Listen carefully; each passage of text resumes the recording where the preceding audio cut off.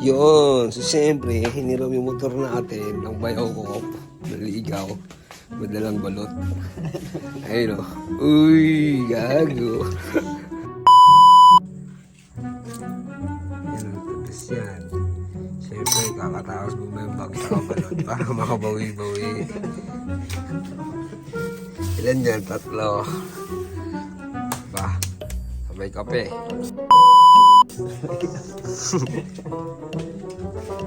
Malakas ang tuhod.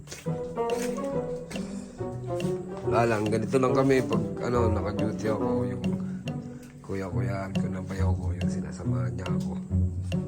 Yung scatter. Di ba, kuya? Scatter lang, pag nanalo, bembang. Yun lang, yun.